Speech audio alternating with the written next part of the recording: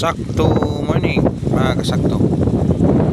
So mga kasakto, update tayo sa ating litos batch 1. Same sa area noong 2023 at 24. Dito din tayo nag batch 1. Ngayon crop routine na naman.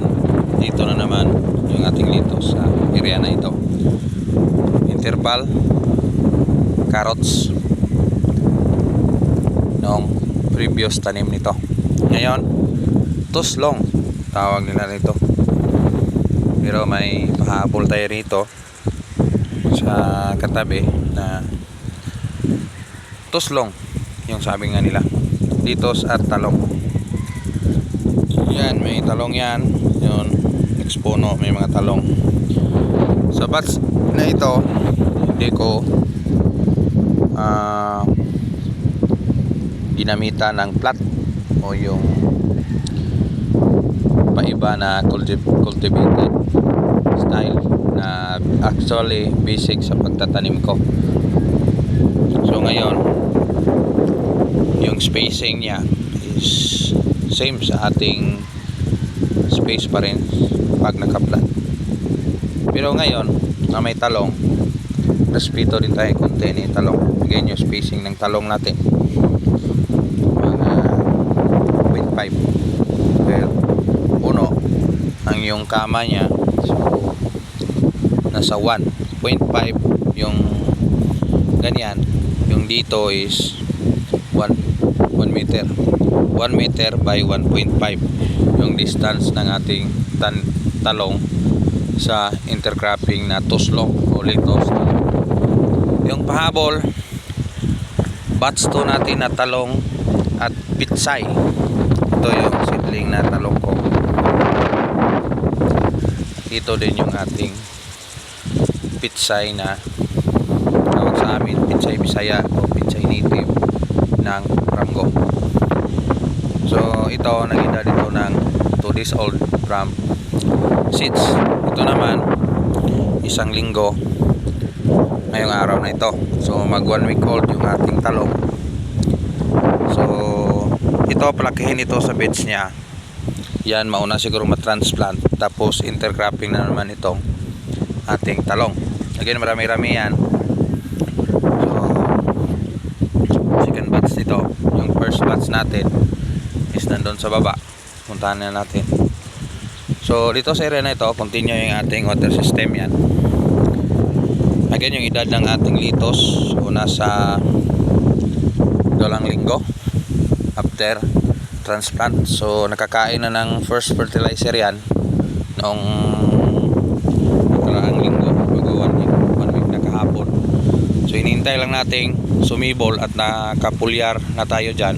So hintayin natin mag-develop talaga fully yung ugat niya bago natin siya ipa-cultivate. After cultivate, pakain na naman ng pangalawa.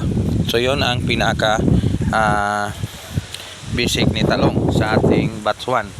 Dalhin ko naman kayo rito sa ating batch 2. Okay, maganda yung ating tension tree o yung ating Madre de Agua yan sa gilid. So dito yung ating talong na edad mag 30 days na siguro to ngayon. Hindi pa. 30 days. Ngayong araw na ito, mag-isang buwan yung ating Callisto F1. Sadyang pinalaki talaga natin ng ganito at pinataas. Again, continue yung ating pruning. So dito, pansin nyo. So naka-prune yan at hindi pa nadamuhan. So in the next following days, magdadamo tayo nito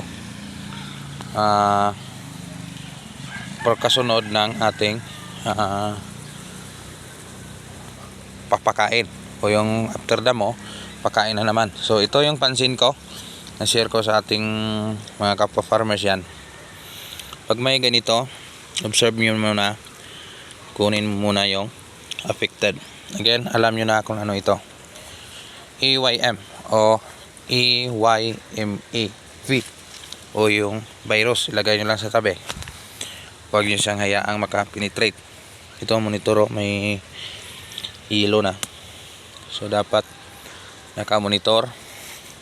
Continue yung monitoring everyday. O normal talaga yan tawag nito ni Kalisto. Ganito edad. So yan, hindi mapansin yung talong kasi marami talaga yung damo. So dito sa unahan yung ating nasa seedling pa, marami-rami pa to. So siguro mga next following days, next week baka matapos-tapos na to. So ito, yan, matanim pa yan. Marami-rami pa yung seedlings natin na first batch. So in behalf sa first batch natin, ito yung first batch na pitslong o yung pitsay na may talong naka-intercrop. Yan, marami-rami talaga yung ating talong o yung ating pitsay na may sibuyas pa. Basta siksik na talaga sa organic, continue yung kanyang pagtubo. So napansin nyo dito sa area na to na may talong, hindi ko pinoproning. Ayaw kong ma-stress siya kasabay sa pag-ubog ni pitsay o pag-harvest ni pitsay. Kailangan siya tagal muna bago siya pakainin natin ng fertilizer, pruning, tapos fertilizer. Hindi ako nagbibigay insigidas agad-agad ng mga fertilizer na marami kung may dahon pa. Example, hindi pa na pruning lahat. Kasi yung sumisip-sip yan, sisip-sip yung pruningin natin, tapos sayang naman yung ating pinapakain na fertilizer. So ito na, pansin na oh. Ito na oh. Yan. So good na yung EYM. Andito na sila. Labas-labas, naka sa ibang area. So yan. So ito yung ano guys, monitoring purpose, monitoring nyo everyday. Monitor EYM virus o yung eggplant yellow mosaic virus, talagang naka-monitor.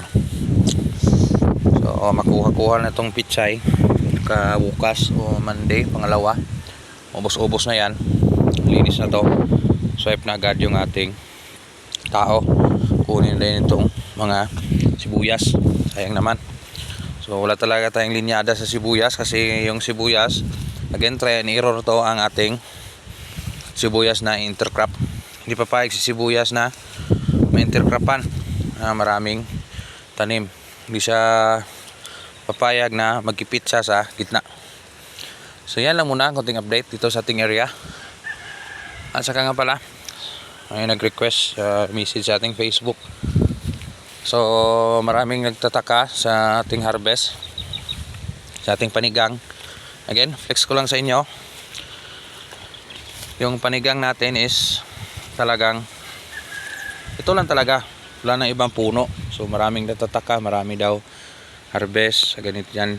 So ang ating ampalaya is hindi pa ganoon ka marami daw harvest. So yan lang, ilang puno lang to.